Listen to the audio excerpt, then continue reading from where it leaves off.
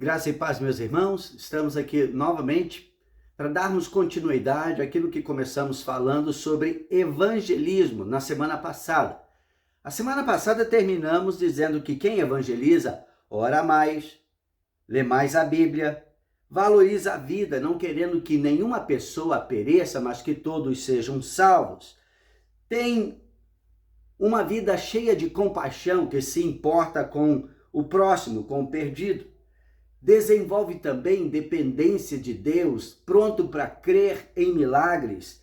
Também tem uma vida cheia de alegria, aprende o caminho da sabedoria e cresce em santidade. A vida desta pessoa começa a se tornar cada vez mais parecida com o Mestre, o Senhor Jesus.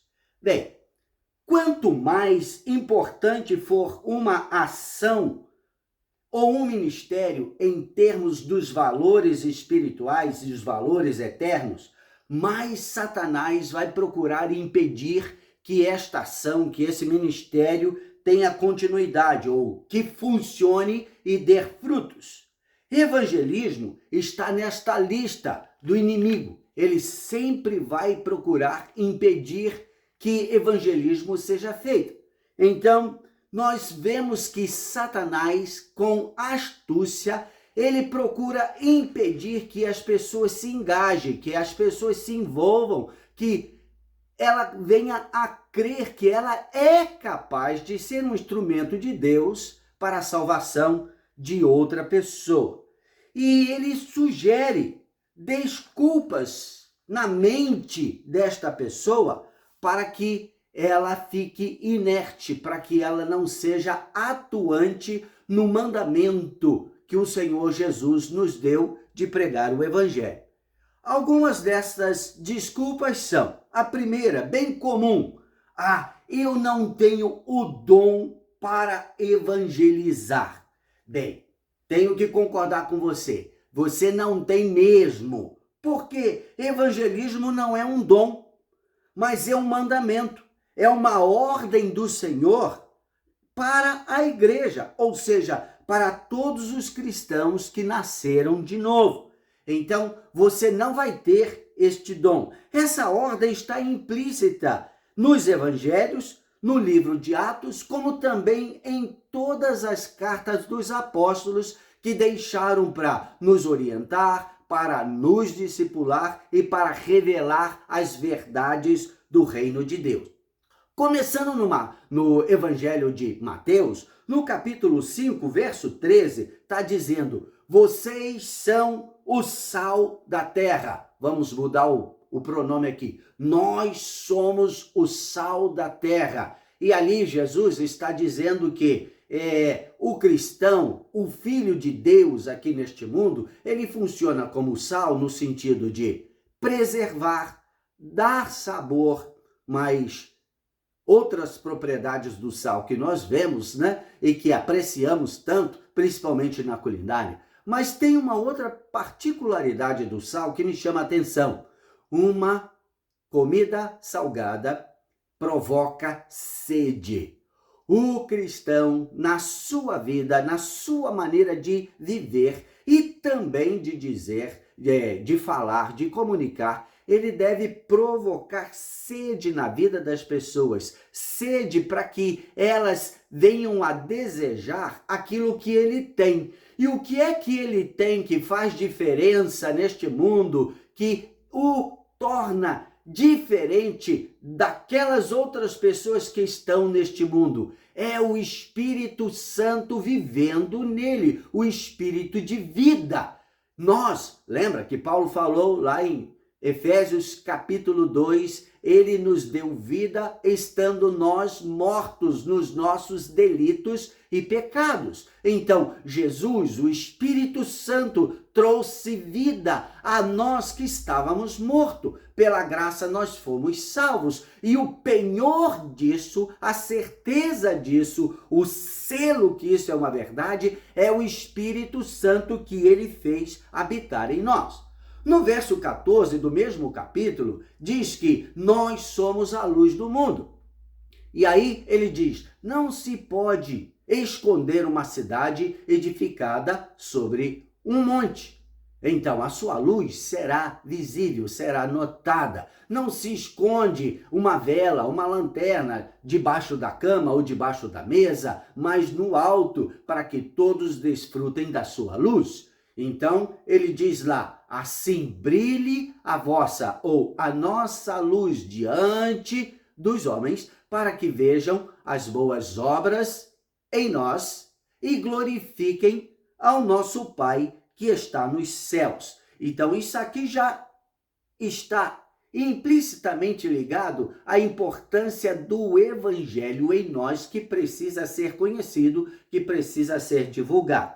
João capítulo 15, verso 16, também diz: eu vos escolhi e vos designei para que vades e deis frutos, e o vosso fruto permaneça.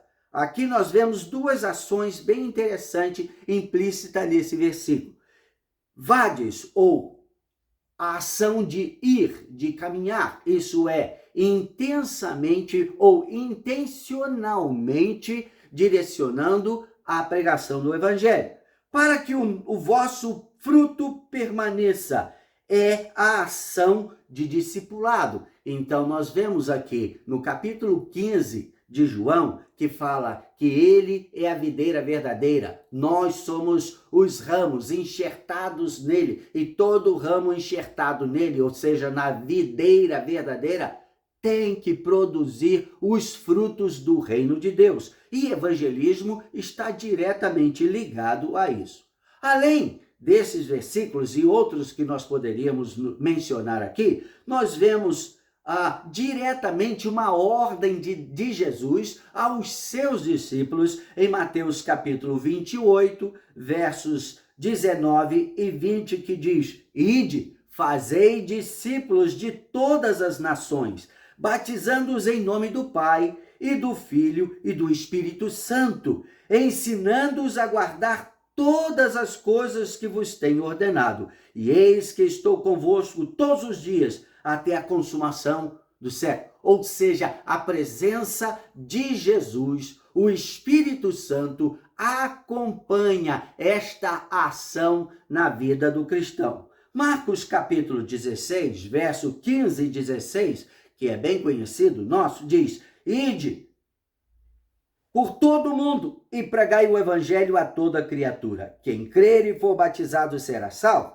quem não crer será condenado. Já em Lucas, no capítulo 24, versos 46 e 47, diz assim: e lhes disse, assim está escrito, que o Cristo havia de padecer e ressuscitar dentre os mortos no terceiro dia, e que em seu nome se pregasse arrependimento para a remissão de pecados a todas as nações, começando em Jerusalém. Aí a continuação diz que nós somos, vós sois testemunhas destas coisas. Nós não somos testemunhas oculares, mas fomos alcançados e fazemos parte deste grupo imenso que enche a terra, que carrega hoje as marcas de Cristo na sua vida, ou seja, o selo de pertencimento a Deus, comprado deste mundo, comprado do reino das trevas, liberto do poder das trevas, transportados para o reino do Filho do seu amor, onde nós alcançamos a redenção, a remissão dos nossos pecados e nos tornamos então filhos, filhas do Deus Altíssimo. Então nós também somos testemunhas desta realidade. Agora, além disto, nós temos Atos dos Apóstolos, capítulo 1, verso 8, que diz: mas recebereis poder ao descer sobre vós o Espírito Santo, e sereis minhas testemunhas, tanto em Jerusalém, como em toda a Judéia e Samaria, e até aos confins da terra. Isso aqui faz menção ao que Jesus já havia dito lá em Mateus capítulo 24, verso 14, que diz: e será pregado este evangelho do reino por todo o mundo, para testemunho a todas as nações. Então virá o fim. Nós somos parte disso. A igreja deve estar totalmente engajada com esta ação de evangelizar. E mais uma vez dizendo, isto não é um dom, é uma questão de obedecer a uma ordem, a uma orientação, a um mandamento que o nosso Mestre Senhor Jesus nos deixou. Quem vai pregar? Os que foram alcançados e salvos. É isso que nós vemos implícito aqui nos evangelhos. Alguém pode procurar justificar o fato de que eu disse não é um dom, citando, Efésios capítulo 4, verso 11, que nos diz, Efésios capítulo 4, isso é a palavra de Paulo falando sobre a igreja, e ele cita essa situação, e ele diz assim, e ele mesmo concedeu uns para apóstolos, outros para profetas, outros para evangelistas e outros para pastores e mestres.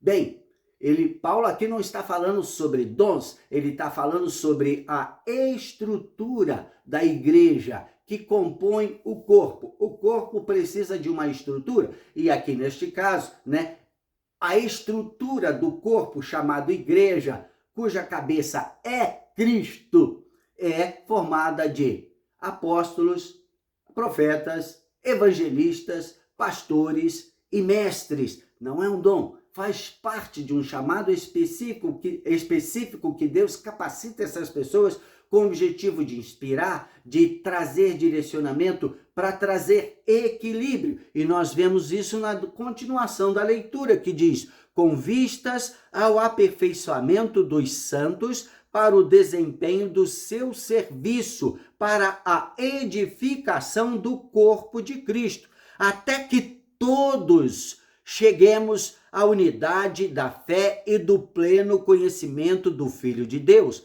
a perfeita varonilidade, à medida da estatura da plenitude de Cristo. O corpo, uns contribuindo uns com os outros, com os seus dons, chamado dentro da estrutura do corpo, nós todos somos desenvolvidos e assim temos um crescimento com equilíbrio. Então também não é uma desculpa para que alguém diz, eu não tenho o dom de evangelismo. Não, não tenho. Você precisa tomar uma ação de obediência àquilo que Jesus já deixou nos evangelhos como direcionamento para os discípulos, para a igreja. Outra desculpa que Satanás sugere na mente das pessoas é temperamentos. Eu sou uma pessoa introvertida. Eu não consigo falar com as pessoas. Eu tenho muita dificuldade de aproximar de alguém e começar a conversar com ela. Bem, eu entendo que isso pode ser uma dificuldade. Algumas pessoas também poderiam dizer, eu não tenho a capacidade de vender nada. Sabe daquelas pessoas que dizem assim, eu não tenho jeito para vender coisa alguma? É a mesma desculpa que usamos para não evangelizar. E tem pessoas que realmente são introvertidas e tem pessoas que são extrovertidas. As pessoas que são extrovertidas geralmente são bons vendedores, mas também são bons evangelistas, porque na realidade você está apresentando um produto, uma ideia, um modo de vida para alguém. Isso seria evangelismo. E algumas pessoas vão fazer isso de forma assim mais natural. Outras pessoas vão ter que se forçar. E, por exemplo, numa questão de venda, algumas vezes nós temos a necessidade de fazer isso. Então a pessoa vai fazer. Eu já vi algumas pessoas que estavam procurando emprego, não achavam emprego de jeito nenhum e eram pessoas assim introvertidas. E de repente surgiu uma oportunidade de trabalhar em call center. Sabe aquele negócio que você liga para as pessoas? É um serviço bem chato. E a pessoa estava tão desesperada por um emprego que pegou aquilo. E eu vou dizer, teve dificuldade no início. Mas sabe que depois, no desenvolver da coisa, na maneira que nós insistimos e vamos para frente, o negócio acaba funcionando e você descobre que você dá para coisa, você consegue fazer. Então, no início, é uma forçação de barra sobre si mesmo? Vai ser. Mas você, de repente, pela necessidade, acaba descobrindo que pode fazer isso. E consegue. Algumas pessoas até continuam nisso. Outras vão continuar até achar alguma coisa que lhe seja mais favorável dentro dos seus dons naturais, a sua capacidade natural dentro do seu temperamento. Eu tenho um amigo, e é de muitos anos. Eu o conheci em 1988. Ele já era um líder dentro da missão, um líder internacional. E eu gostei muito dele. Já esteve aqui na minha casa, já esteve ministrando no Brasil. O nome dele é Al Akamoff. El Akamoff, né? A gente fala Al porque está aqui no português. A-L, Akamoff. E se você colocar lá no Google, lá procurando por Al Akamoff, vai ver uma porção de vídeos, mensagens deste homem. E ele já está há mais de 60 anos na obra missionária. E quem foi o precursor dele na obra missionária e da esposa foi o conhecido como Irmão André, que começou a missão Portas Abertas. Então este homem, ele é pequenininho, não tem uma presença física assim impressionante. Ele é uma pessoa que fala manso, ele é muito cauteloso da sua maneira de falar, ele é o típico da pessoa que nós diríamos introvertido, melancólico, fleumático, alguma coisa assim, tá? E a história dele, que eu ouvi, foi que quando ele converteu, foi para o seminário, porque ele sentiu o chamado da obra missionária, né? E ele queria se preparar melhor. Então ele foi para a faculdade teológica. E aí, ali na faculdade, ele entendeu que ele precisava evangelizar. Ele nunca tinha feito isso. Então, perto da faculdade tinha um condomínio de várias casas, vários prédiozinhos pequenos, e ele disse, eu vou evangelizar essa rua, vou começar aqui na primeira e vou até o final do quarteirão, vou evangelizar todas essas casas. E ele foi. Gente, a primeira casa que ele bateu lá na porta, toim, toim, toim, toim, e aí uma pessoa chegou, abriu a porta e disse, pois não, deu um nó na garganta, ele não conseguia falar nada, ele ficou gago, ele ficou... E a pessoa ficou apavorada e disse, mulher, corre aqui, tem um rapaz morrendo na nossa porta. E aí veio a família, veio a esposa, vieram os filhos, pegaram ele, colocaram lá na sala e alguém foi lá, pegou um copo de água, ofereceu para ele e aí estava ali todo mundo acalmando ele, né? E ele pôde se recompor do choque, né, daquela situação que ele mesmo tinha criado para si próprio, de pregar o evangelho, até que ele acalmou, bebeu a água e estava todo mundo ali olhando para ele para saber o que estava acontecendo. Aí ele disse, eu estou aqui nessa tarde é porque eu quero falar para vocês do amor de Deus por vocês, que me salvou, que me transformou. E ele começou a compartilhar do evangelho ali. E de repente, aquelas pessoas, aquela família toda estava ali. Uns estavam chorando, ávidos, ouvindo a palavra. E ele pôde dirigir aquelas pessoas ao Senhor Jesus. Bem, ele cumpriu aquilo que ele havia planejado. Evangelizou todas as casas daquele quarteirão, daquele bloco, né? E nunca mais parou. Esse homem se tornou o líder missionário para as nações islâmicas. E especialmente aquelas que quando existia o bloco da União Soviética, estava debaixo do controle comunista, que nós chamávamos, muito tempo atrás, de cortina de ferro. Pois é, ele foi um dos líderes que contrabandeava a Bíblia para os países eslávicos, para esses países onde se tornou proibido a pregação do evangelho. E ele desenvolveu um ministério que é muito próspero, muito poderoso até hoje. E ele está na ativa até hoje. E agora, uma das principais funções que ele está tendo, ele e a esposa, é evangelizar a Rússia e a Ucrânia, que fazem parte desse contexto que ele começou lá atrás. E ele era uma pessoa assim tão tímida que mal conseguia falar em público.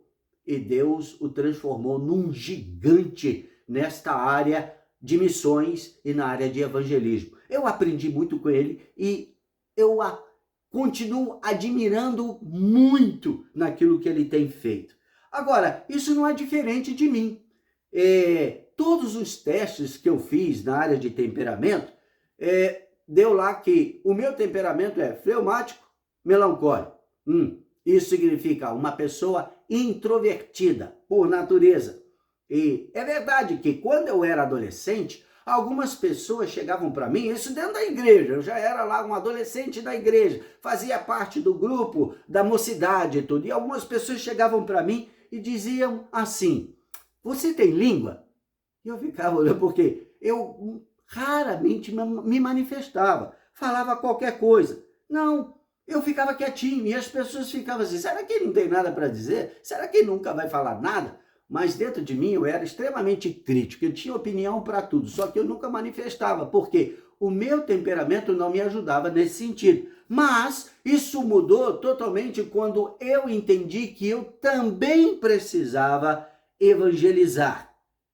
É verdade que algumas pessoas sentem mais facilidade. Como eu falei, tem algumas pessoas que podem vender qualquer coisa, outros não teriam essa mesma facilidade. Evangelizar é o mesmo. E nós precisamos muitas vezes nos empurrar, nos colocar numa situação, isto é, intencional, precisamos fazer. Porém, a verdade por trás disso também, e é o que mais realmente nós vemos acontecer, é que as pessoas ou não vendem nada, ou não evangelizam, porque têm medo de serem rejeitadas. Algumas pessoas têm realmente dificuldade de receber um não na cara. E vendedor tem que se acostumar com isso. Evangelizar também. Algumas pessoas vão dizer: não, eu não quero te ouvir. E é um não. Se essa pessoa tem dificuldade de receber um não como resposta, ou está numa situação assim que ela se sente rejeitada, ou não querida, não importante, ela vai evitar essas situações na sua vida. Isso é social. Porém, nós não podemos deixar de jeito nenhum que o medo, ou seja, a nossa reputação, o medo de qualquer coisa, nos impeça de cumprir ou de fazer parte do ID que Jesus colocou nas nossas mãos para ser realizado também. Muitas pessoas eliminam, abortam aquilo que é de Deus na sua vida por causa do medo do insucesso ou medo da rejeição pessoal. Nós temos que tirar isso da nossa vida. A palavra de Deus nos encoraja, mesmo nessas situações. Em 2 Timóteo, capítulo 1, verso 7, está escrito: porque Deus não nos tem dado o espírito de covardia ou de timidez, mas de poder, de amor e de moderação. Então, nós já temos a nosso favor o Espírito Santo, que nos capacita, respeitando o nosso temperamento. Então, uma pessoa que é introvertida nunca será extrovertida. ela sempre será introvertida, mas ela não significa, isso não significa fraqueza, isso não significa inércia. Ela, dentro da sua capacidade, em harmonia com os seus dons, ela pode sim falar de Jesus e trazer pessoas à salvação, à luz da palavra. 1 João capítulo 4, verso 4, também nos encoraja, dizendo: maior é aquele que está em nós do que aquele que está no mundo. Então, isso está diretamente ligado a uma ação de fé. Mateus capítulo 10, verso 32 e 33, nos deixa numa situação complicada, como alguns poderiam dizer, numa saia justa, que diz: todo aquele que me confessar diante dos homens, também eu, o Senhor Jesus dizendo, o confessarei diante de meu Pai que está nos céus. Mas aquele que me negar diante dos homens, eu também o negarei diante do meu Pai que está nos céus. Gente, isso seria complicado. E eu me pergunto, deixar de evangelizar não seria, então, uma maneira de negar Jesus? Não seria uma maneira de negar a fé? Porque se eu não evangelizo, pode ser por medo de ser rejeitado, pode ser também porque eu não estou crendo muito no poder do evangelho para a salvação. Então isso me coloca numa posição um tanto delicada diante dos olhos do Mestre Jesus. E eu preciso resolver essa equação na minha vida. Então o medo de rejeição ou a proteção da sua própria reputação não pode ser um empecilho, uma desculpa para não evangelizar. Nós temos que pregar a todo tempo. A tempo e a fora de tempo, como a Bíblia também nos ensina. Ou seja, todo tempo é oportuno para se pregar o evangelho, porque enquanto há vida, há esperança. E às vezes a palavra só precisa ser pronunciada da sua boca para que aquela pessoa ouça e o Espírito Santo comece a trabalhar na vida dela, né? Eu conheci a história de uma jovem recém-convertida, veio de uma situação onde a família, ninguém era cristã, então ela foi alcançada por alguém que evangelizou-a, levou-a para a igreja. E ela começou a frequentar a igreja, começou a frequentar as reuniões de oração, né, na igreja, escola dominical e assim por diante. E ela, um dia na reunião de oração, disse assim: eu gostaria que vocês orassem por mim, porque já tem há muito tempo que eu estou procurando um trabalho e eu não acho nenhum trabalho, uma porta de emprego, para que Deus abra uma porta de emprego para mim. E aí eles oraram, o pastor orou por ela, os irmãos oraram por ela, para que Deus abrisse uma porta de emprego. E de repente surgiu o emprego e ela fez lá, preencheu os requisitos lá, né, colocou lá o seu nome e tudo, e ela foi chamada. O emprego era num grande restaurante, ela seria uma auxiliar do cozinheiro, da cozinheira, trabalharia lá por trás dos bastidores, né? E ela começou lá o trabalho, depois de algumas semanas, ela chegou para o pastor e disse: pastor, eu acho que aquele emprego não foi de Deus, não.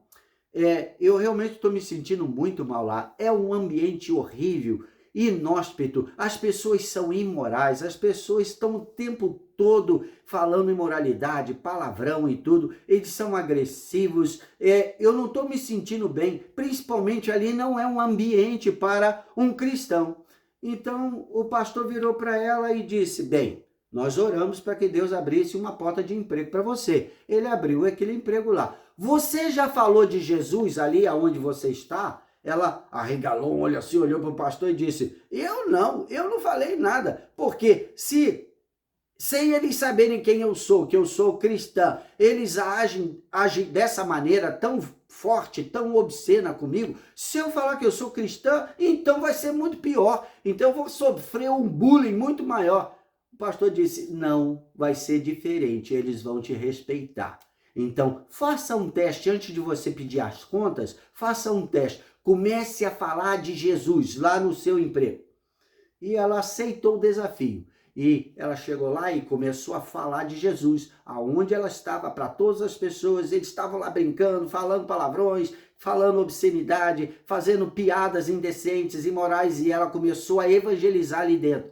Gente, veio um temor de Deus naquele lugar e as pessoas mudaram o comportamento. E todas as vezes que eles estavam falando ou fazendo alguma coisa que não era apropriado, que não era considerado saudável, e ela chegava, mudava o ambiente, as pessoas, opa, parou o assunto, agora a fulana está aqui, nós não podemos mais falar isso. Ela mudou o ambiente, porque a palavra de Deus, a vida do cristão é como sal, é como luz, e nós precisamos entender isso. Romanos capítulo 1, verso 16 diz: não me envergonho do evangelho, porque é o poder de Deus para a salvação de todo aquele que crer. Então, Paulo viveu isso na prática, no seu dia a dia. Nós podemos viver isso também e ver a manifestação do poder de Deus. Lembra que uma das evidências de uma pessoa que evangeliza é crer em milagre? Então, crer em milagre é o poder de Deus para a salvação.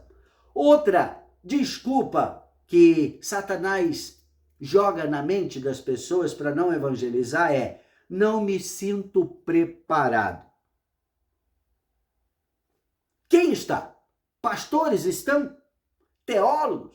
Você precisaria fazer um curso teológico para te treinar a evangelizar? Não.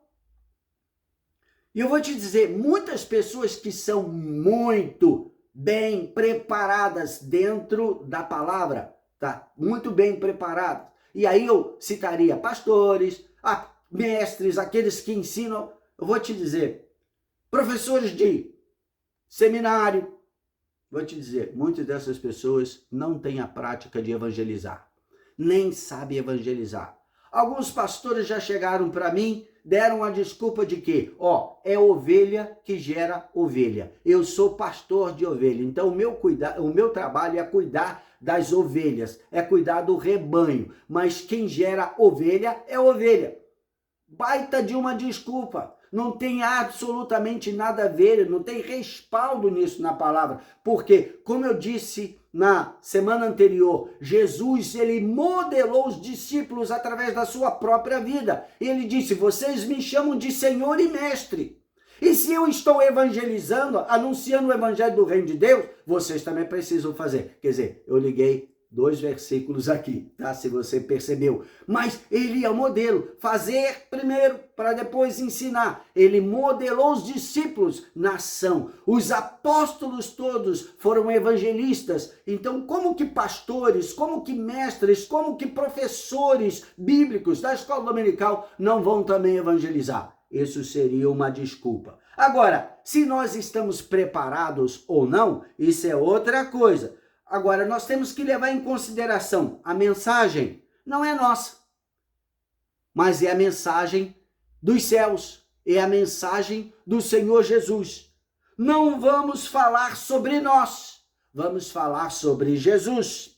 É sobre o Senhor Jesus que está a ação de evangelizar. É sobre o amor de Deus a todos os pecadores. Então, essa mensagem, qualquer novo convertido já recebeu para si. Ele já teve a ação do Espírito Santo na sua própria vida. Então, ele pode fazer. A capacitação vem do Espírito Santo que ele fez habitar em nós quando nós convertemos, quando confessamos os nossos pecados e o recebemos como Senhor e Salvador da nossa vida. Lembremos-nos, Atos 1:8, mas recebereis poder ao descer sobre vós o Espírito Santo, e ser-me-eis testemunhas tanto em Jerusalém como em toda a Judéia, Samaria e até os confins da terra, ou seja, até nos lugares longínquos. E o Espírito Santo já foi derramado, já foi outorgado, ele já desceu sobre a igreja. E todos nós que aceitamos a Jesus já recebemos como o pacote da salvação o selo do Espírito Santo, que diz propriedade particular de Deus. Isso é, eu, você, cada um de nós, cada cristão que nasceu de novo e reconhece Jesus como Senhor e Salvador da sua vida.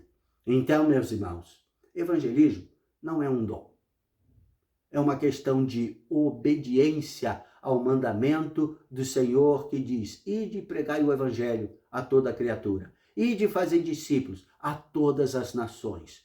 Vós sois o sal da terra, vós sois a luz do mundo. Então nós temos que entender que essa responsabilidade é também nossa. Então, nesta mensagem aqui, eu estou procurando destruir alguns mitos, ou seja, desculpas que Satanás pode ter lançado na nossa mente, na sua mente, para que você seja inerte e não fale de Jesus com as outras pessoas. E nós vamos dar continuidade sobre os efeitos e maneiras, sabedoria para evangelizar, aproveitando toda e qualquer oportunidade para pregar o evangelho na semana que vem. Então, até lá, que o Senhor nos abençoe e que você nesta semana seja impulsionado a anunciar o evangelho do Senhor Jesus, que, como Paulo disse, não me envergonho deste, porque é o poder de Deus para a salvação de todo aquele que crê. Deus te abençoe e até a próxima semana.